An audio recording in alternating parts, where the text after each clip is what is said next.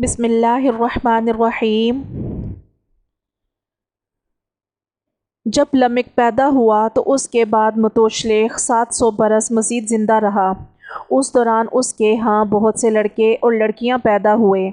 پھر لمک بن متوشلخ بن خنوخ بن آدم نے 187 سال کی عمر میں تنوس بنت براکیل بن محویل بن خنوخ بن آدم سے شادی کی۔ اس کے بطن سے اللہ تعالیٰ کے جلیل القدر نبی حضرت نوح علیہ السلام پیدا ہوئے۔ حضرت نوح علیہ السلام کی دنیا میں آمد کے بعد لمک مزید 595 سال تک زندہ رہا۔ دوران اس کے کئی لڑکے اور لڑکیاں پیدا ہوئیں۔ پھر 780 سال کی عمر میں لمک مر گیا۔ اس کے بعد 500 برس کی عمر میں حضرت نوح علیہ السلام نے امزرا بنت براکیل بن محویل بن خنوخ بن قین بن آدم سے شادی کی۔ امزرا نے آپ کے 3 بیٹوں سام، حام، یافس کو جنم دیا۔ یہودی علماء کا کہنا ہے کہ لمک بن متوشلخ کی ولادت کے وقت حضرت آدم علیہ السلام کی عمر 876 برس تھی۔ لمک نے بھی اپنے آباء و اجداد کی طرح اللہ پاک کی اطاعت اور فرما برداری میں وقت گزارا۔ متوشلخ اپنی زندگی کے آخری ایام گزار رہا تھا تو اس نے اپنے بیٹے لمک کو تمام امور میں اپنے نائب مقرر کیا اور اسے وہی نصیحتیں کیں جو اس کے آباء ایک دوسرے کو کرتے چلے آ رہے تھے۔ لمک نے اپنی قوم کو سمجھایا اور انہیں قابیل کی اولاد سے ملنے سے منع کیا، لیکن انہوں نے اس کی بات نہ مانی اور سرکشی کی، حتیٰ کہ جو لوگ پہاڑوں میں تھے وہ قابیل کی اولاد کی طرف چلے گئے۔ متوشلخ کا ایک دوسرا بیٹا سبائی بھی تھا۔ کچھ لوگوں کا خیال ہے کہ سابیہ فرقہ اسی کی طرف منسوب ہے۔ متوشلخ کی کل عمر 960 برس ہوئی۔ لمک کی ولادت کے وقت اس کی عمر 187 برس تھی۔ پھر حضرت نوح علیہ السلام کی پیدائش حضرت آدم علیہ السلام کے زمین پر اترنے کے 1006 برس بعد ہوئی۔ جب حضرت نوح علیہ السلام پیدا ہوئے تو حضرت آدم علیہ السلام کی وفات کو 120 برس بیت چکے تھے۔ اس کے بعد حضرت نوح علیہ السلام کو نبوت ملی اور انہوں نے اپنے دین کی دعوت دینا شروع کی۔ تو لمک نے کہا، بیٹے مجھے علم تھا کہ اس مقام پر ہمارے علاوہ کوئی اور نہیں ٹھہر سکتا، لہٰذا اے میرے بیٹے آپ نہ گھبرائیے اور اس نافرمان قوم کی پیروی نہ کریں۔ حضرت نوح علیہ السلام لوگوں کو اللہ کی طرف بلاتے اور انہیں واعظ و نصیحت کرتے، لیکن وہ لوگ ان سے دور رہتے اور ان کی دعوت پر کان نہ دھرتے تھے۔ اللہ پاک نے پھر وحی بھیج کر حضرت نوح علیہ السلام کو انہیں دی گئی مہلت سے آگاہ کیا اور انہیں کہا کہ آپ بھی انہیں کچھ مدت تک مہلت دے دیں تاکہ یہ لوگ اپنی گمراہی اور سرکشی سے باز آ کر اللہ کے سامنے توبہ کر لیں۔ لیکن حضرت نوح علیہ السلام کی قوم اپنی گمراہی اور سرکشی سے باز نہ آئی۔ بعض علماء نے یہ بھی کہا ہے کہ حضرت نوح علیہ السلام کے زمانے میں بادشاہ بیوراسی بھی تھا۔ آپ کی قوم بتوں کی عبادت کرتی تھی، لہٰذا آپ نے 950 سال تک اللہ کی عبادت کی طرف اپنی قوم کو بلایا، لیکن وہ نسل در نسل کفر پر چلتی رہی، یہاں تک کہ اللہ پاک نے ان پر اپنا عذاب نازل فرمایا اور وہ سب کے سب ہلاک ہو گئے۔ حضرت ابن عباس رضی اللہ تعالی عنہ سے منقول ہے کہ 82 سال کی عمر میں لمک کے ہاں حضرت نوح علیہ السلام پیدا ہوئے۔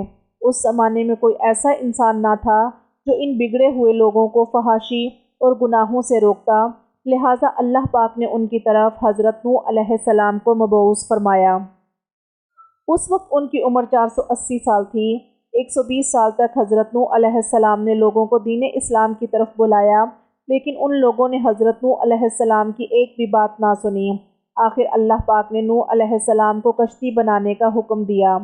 جس وقت آپ علیہ السلام کشتی بنا کر اس میں سوار ہوئے، اس وقت آپ کی عمر 600 برس کی تھی۔ اللہ پاک نے قوم نوح پر عذاب نازل کیا اور سرکش قوم کو پانی کے زبردست عذاب میں غرق کر دیا۔ کشتی میں سوار ہونے کے بعد حضرت نوح علیہ السلام 350 برس زندہ رہے۔ بعض علماء نے لکھا ہے کہ جب انسان گناہوں، شراب نوشی، شہوت پرستی اور اللہ کی نافرمانی کرنے لگے تو اللہ نے ان کی طرف حضرت نوح علیہ السلام کو مبعوث کیا۔ دوسرے علماء کا خیال ہے کہ بیوراسب کا زمانہ تھا اور حضرت نوح علیہ السلام کو اس بادشاہ کی قوم کی طرف بھیجا گیا تھا۔ قرآن کریم میں ہے کہ وہ لوگ بتوں کی پوجا کیا کرتے تھے۔ ان کے بارے میں اللہ پاک نے قرآن مجید میں صاف طور پر فرمایا ہے، حضرت نوح علیہ السلام نے عرض کیا، اے میرے رب، ان لوگوں نے میری بات نہیں مانی اور انہوں نے ایسے لوگوں کی پیروی کی کہ جن کے مال اور اولاد نے ان کے نقصان میں اضافہ کیا، اور انہوں نے میرے خلاف بڑی پرفریب باتیں کی، اور انہوں نے اپنی پیروی کرنے والوں سے کہا تم اپنے معبودوں کو ہرگز نہ چھوڑنا اور نہ ہی انہیں رسوا کرنا، اور وہ ود، سوا اور یغوث کو چھوڑنا اور نہ ہی یعوق اور نصر کو چھوڑنا۔ حقیقت یہ ہے کہ ان کے صاحب حیثیت لوگوں نے بہت سے لوگوں کو گمراہ کر دیا۔ حضرت نوح علیہ السلام کو اللہ نے قوم پر نبی بنا کر بھیجا کہ وہ لوگوں کو اللہ کی طرف بلائیں اور ان احکام کی پیروی کا حکم دیں جو آدم، شیس اور اخنوع علیہ السلام کے صحیفوں میں نازل ہوئے تھے۔ اون بن ابی شزاز سے مروی ہے، عطائے نبوت کے وقت ان کی عمر 350 سال تھی، اور وہ 950 برس تک لوگوں کو دین اسلام کی طرف بلاتے رہے، اور عذاب الہی یعنی طوفان آنے کے بعد 350 برس زندہ رہے۔ لیکن راجح قول یہ ہے کہ عطائے نبوت کے وقت آپ علیہ السلام کی عمر 40 برس تھی، اور 950 برس تک آپ قوم کو دعوت دیتے رہے، اور طوفان کے بعد یعنی عذاب الہی کے بعد 60 سال تک زندہ رہے۔ یوں آپ کی عمر 1050 برس تھی۔ ابو جعفر بیان کرتے ہیں کہ حضرت نوح علیہ السلام نے 950 سال تک اپنی قوم کو پوشیدہ اور اعلانیہ طور پر اللہ کی وحدانیت کی طرف بلایا، لیکن جب اللہ نے ان کو مارنے کا ارادہ کیا تو حضرت نوح علیہ السلام نے اپنی قوم کے لیے بد دعا کی۔ اس کے بعد اللہ پاک نے انہیں درخت لگا کر 40 سال کے بعد انہیں کاٹنے اور اس سے کشتی بنانے کا حکم کیا، جس کا ذکر قرآن پاک میں اس طرح ہے وَاصْنَعِ الْفُلْكَ بِأَعْيُنِنَا وَوَحْيِنَا، ترجمہ، اور ایک کشتی ہماری حفاظت میں اور ہمارے حکم سے تیار کر۔ اس حکم کے مطابق حضرت نوح علیہ السلام نے درخت کاٹ کر کشتی تیار کی۔ اس کے بارے میں حضرت عائشہ رضی اللہ عنہا سے روایت ہے کہ حضور صلی اللہ علیہ وسلم نے فرمایا کہ اگر اللہ تعالی حضرت نوح علیہ السلام کی قوم میں سے کسی پر رحم کرتے تو وہ ایک بچے کی ماں ہوتی۔ آپ صلی اللہ علیہ وسلم نے مزید فرمایا کہ نوح علیہ السلام نے اپنی قوم کو 950 برس تک ایمان کی دعوت دی، یہاں تک کہ آخری زمانے میں انہوں نے ایک درخت لگایا، جب وہ بڑا ہوا تو اسے کاٹا، پھر اس سے کشتی بنائی۔ جب ان کی قوم کے لوگ وہاں سے گزرتے تو پوچھتے کیا کر رہے ہو؟ حضرت نوح علیہ السلام جواب دیتے کہ کشتی بنا رہا ہوں۔ وہ لوگ ان کا مذاق اڑاتے اور پوچھتے اسے کہاں چلاؤ گے؟ اور اس پر حضرت نوح علیہ السلام فرماتے کہ تمہیں جلد پتہ چل جائے گا۔ پھر جب وہ کشتی بنا کر فارغ ہوئے تو اللہ تعالیٰ کے حکم پر ایک تنور سے پانی نکلنے لگا اور پانی محلوں اور گلیوں میں بھرنے لگا۔ ایک بچے کی ماں خوفزدہ ہو کر پہاڑ پر چڑھ گئی۔ جب پانی وہاں بھی پہنچ گیا تو پہاڑ کے اوپر اپنے بچے کو لے کر مزید چڑھی، حتیٰ کہ پانی وہاں بھی پہنچ گیا۔ اس نے پھر اپنے بچے کو اپنے ہاتھوں میں اٹھا لیا، مگر پانی انہیں اپنے ساتھ بہا کر لے گیا۔ لہٰذا اگر پروردگار عالم اس دن کسی پر رحم فرماتے تو وہ بچے کی ماں پر رحم فرماتے۔ حضرت سلمان فارسی رضی اللہ عنہ بیان فرماتے ہیں کہ حضرت نوح علیہ السلام نے 40 سال تک مساج کے درخت کو اگایا، جس کے بعد 400 سال میں اس کی لکڑی سے کشتی کی تعمیر مکمل کی۔ کشتی کی لمبائی 300 گز تھی۔ حضرت قتادہ رضی اللہ عنہ سے منقول ہے کہ کشتی کی لمبائی 300 گز تھی اور چوڑائی 50 گز تھی، اور اس کی اونچائی 30 گز تھی۔ کشتی کے چوڑے حصے پر دروازے لگائے گئے تھے۔ حضرت نوح علیہ السلام کی کشتی کی 3 منزلیں تھیں، ایک منزل میں جانور، دوسرے میں انسان، تیسری منزل میں پرندے رکھے گئے۔ ایک اہم بات یہ ہے کہ جب کشتی میں جانوروں کی غلاظت بہت ہو گئی تو اللہ نے حضرت نوح علیہ السلام کو حکم دیا کہ وہ ہاتھی کی دم ہلائیں۔ جب ہاتھی کی دم کو ہلایا تو اس میں سے خنزیر جھڑ کر گر گئے۔ انہوں نے تمام گندگی چاٹ چاٹ کر صاف کر دی۔ جب چوہوں نے تباہی پھیلائی تو اللہ تعالیٰ نے حکم دیا کہ شیر کی 2 آنکھوں کے درمیان ایک ضرب لگائیے۔ جب حضرت نوح علیہ السلام نے ایسا کیا تو شیر کے منہ سے بلی اور بلہ جھڑے اور انہوں نے چوہوں کا کام تمام کر دیا۔ ایک روایت میں ہے کہ چند لوگوں نے حضرت عیسیٰ علیہ السلام سے دریافت کیا کہ حضرت نوح علیہ السلام کو کس طرح پتہ چلا کہ تمام شہر پانی میں غرق ہو چکے ہیں۔ انہوں نے جواب دیا وہ ایک کوے کو بھیجتے تھے جو باہر کی خبر لاتا تھا۔ ایک دن دیکھا وہ مردار کا گوشت کھا رہا ہے تو انہوں نے کوے کے لیے بد دعا کی، اسی لیے کوہ آج تک گھر اور انسانوں سے مانوس نہیں ہوا۔ حضرت نوح علیہ السلام نے پھر کبوتر کو بھیجا تاکہ وہ شہروں کی خبر لائے۔ کبوتر چلا گیا، جب واپس آیا تو اس کی چونچ میں زیتون کا پتا اور اس کی دونوں ٹانگوں پر مٹی لگی ہوئی تھی۔ حضرت نوح علیہ السلام سمجھ گئے کہ سارے شہر تباہ کر دیے گئے ہیں۔ جب کبوتر دوبارہ واپس لوٹا تو اس کی گردن میں سبز رنگ کا توق تھا۔ پھر آپ نے اس کے لیے دعا کی، یوں کبوتر اعلیٰ پرندوں میں شمار ہونے لگا۔ امیر اللیثی سے منقول ہے، جب حضرت نوح علیہ السلام اپنی قوم کو دعوت ایمان دیتے تو لوگ آپ کو طرح طرح سے ستاتے اور تکلیفیں دیتے، یہاں تک کہ آپ بے ہوش ہو جاتے۔ جب کچھ عرصے بعد ہوش آتا تو آپ کہتے، اے اللہ میری قوم کی مغفرت فرما، کیونکہ یہ نہیں جانتے۔ ابن اسحاق کا بیان ہے کہ جب حضرت نوح علیہ السلام کی قوم سرکشی اور نافرمانی میں حد سے بڑھ گئی اور وہ اللہ کی نافرمانی کھلے عام کرنے لگی، لوگ مزید بگڑنے لگے اور کہنے لگے کہ ہمارے آبا بھی یہی کرتے تھے، تو حضرت نوح علیہ السلام نے اللہ پاک سے دعا مانگی، جسے قرآن مجید میں یوں بیان فرمایا گیا ہے، رب انی دعوت قومی لیلا ونہارا فلم یزدہم دعائی الا فرارا۔ اے اللہ، میں نے اپنی قوم کو دن رات دعوت دی مگر اس کے باعث وہ مجھ سے بھاگنے لگے۔ اسی طرح ایک اور دعا کی، اے اللہ زمین پر کسی کافر کو نہ چھوڑ، کیونکہ یہ انسانوں کو گمراہ کریں گے اور ان سے مزید فاسق اور کافر لوگ دنیا میں بڑھیں گے۔ جب حضرت نوح علیہ السلام نے اپنی قوم کے لیے بد دعائیں کی تو اللہ پاک نے انہیں ایک کشتی بنانے کا حکم دیا۔ اس بات کو قرآن شریف میں یوں بیان فرمایا گیا ہے، وَاصْنَعِ الْفُلْكَ بِأَعْيُنِنَا وَوَحْيِنَا وَلَا تُخَاطِبْنِي فِي الَّذِينَ ظَلَمُوا إِنَّهُمْ مُغْرَقُونَ۔ ترجمہ، اور ایک کشتی ہماری حفاظت میں اور ہمارے حکم سے تیار کر، اور ان نافرمان لوگوں کے بارے میں ہم سے کوئی ذکر نہ کر، کیونکہ یہ سب پانی میں غرق کر دیے جائیں گے۔ حضرت نوح علیہ السلام اللہ کا حکم ملتے ہی کشتی کی تیاری میں لگ گئے۔ جب لوگ ان کے پاس سے گزرتے تو ان کا مذاق اڑاتے اور کہتے کہ تم کب سے بڑھائی بن گئے ہو۔ حضرت نوح علیہ السلام جواب دیتے کہ تم ہمارا مذاق اڑاؤ اور ہم پر ہنسو، ان قریب ہم تم پر ہنسیں گے جب اللہ کا شدید عذاب تم کو دبوچ لے گا۔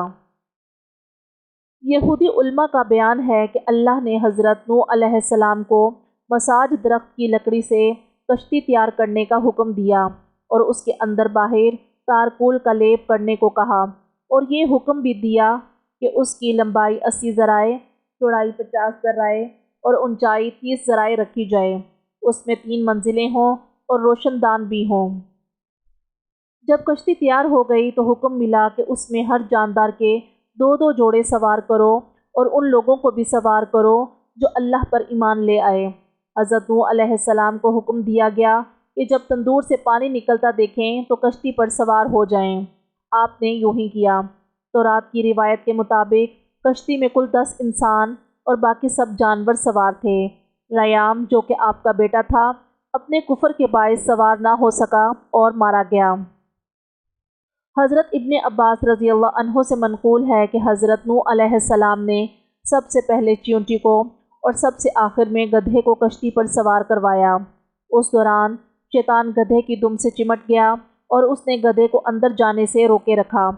یہ دیکھ کر حضرت نوح علیہ السلام نے گدھے کو مخاطب ہو کر فرمایا، تو داخل ہو جا، اگرچہ تیرے ساتھ ابلیس ہی کیوں نہ ہو۔ جب شیطان نے یہ سنا تو گدھے کو چھوڑ کر خود بھی گدھے کے ساتھ اندر داخل ہو گیا۔ جب حضرت نوح علیہ السلام نے اسے دیکھا تو پوچھا کہ تجھے کس نے سوار کیا ہے؟ کشتی سے نکل جا۔ شیطان نے کہا، اب اس کے سوا کوئی چارہ نہیں، مجھے بھی اپنی کشتی پر سوار رہنے دیں۔ یوں ابلیس بھی کشتی پر سوار رہا۔ کشتی پر جب حضرت نوح علیہ السلام سوار ہو گئے تو انہوں نے اپنے ساتھ تمام حیوانوں کو اور ایمان والوں کو لے لیا۔ جلد ہی آسمان کے دروازے کھول دیے گئے، جسے اللہ تعالیٰ نے قرآن مجید میں یوں ذکر فرمایا ہے، اور پھر ہم نے بکثرت برسنے والے پانی سے آسمان کے دروازے کھول دیے اور زمین سے چشمے بہا دیے، پھر دونوں جانب کا پانی مل کر جمع ہو گیا جو اس کا مقدر بن چکا تھا۔ حضرت نوح علیہ السلام اور ان کے ساتھی کشتی پر داخل ہو گئے اور اسے اوپر سے ڈھک دیا۔ اس کے بعد 40 دن اور 40 راتیں اتنا پانی برسا کہ اس نے کشتی کو اوپر اٹھا لیا اور اپنے ساتھ بہا لے گیا۔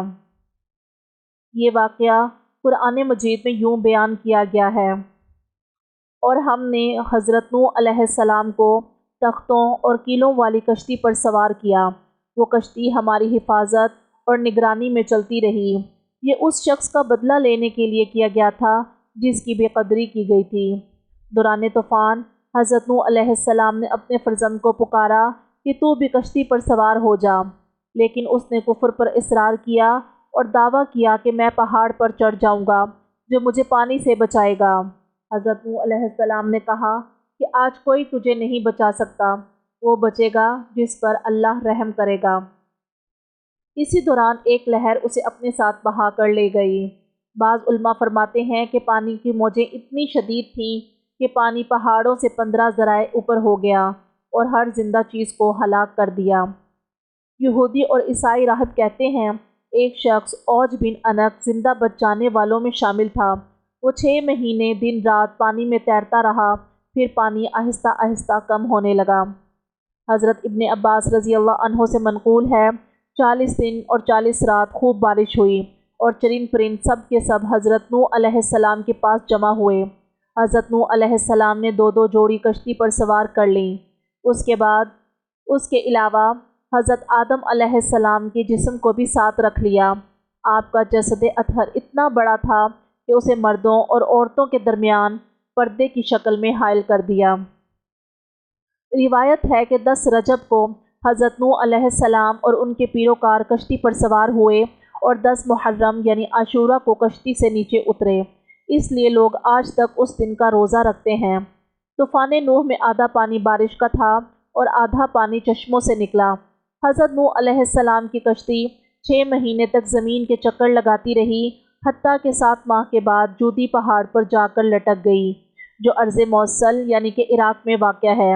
جب کشتی پہاڑ پر لٹک گئی تو اللہ تعالیٰ نے زمین کو حکم دیا پانی کو اپنے اندر سمو لے، اور آسمان کو حکم دیا تھم جا۔ آسمان سے نازل کردہ پانی آج تک سمندروں کی صورت میں موجود ہے۔ روایت ہے کہ جس تنور سے پانی نکلا تھا وہ پتھر کا تھا، یہ اماں ہوا کا تھا، جو حضرت نوح علیہ السلام کے زمانے تک قائم رہا۔ یعقوب بن ابراہیم سے بھی یہی پتہ چلتا ہے، لیکن اس بات میں اختلاف ہے کہ یہ تنور کس علاقے میں تھا۔ بعض نے لکھا کہ ہندوستان میں تھا۔ حضرت ابن عباس رضی اللہ تعالی عنہ سے بھی یہی روایت ملتی ہے، لیکن دوسرے علماء جن میں مجاہد اور شیعی شامل ہیں ان سے پتہ چلتا ہے کہ یہ تنور کوفہ کے آس پاس تھا۔ کشتی کے سواروں کے بارے میں بھی اختلاف ہے کہ ان کی تعداد کتنی تھی۔ بعض حضرات کہتے ہیں کہ سواروں کی تعداد 80 تھی۔ ابن سفیان سے بھی یہی تعداد منقول ہے۔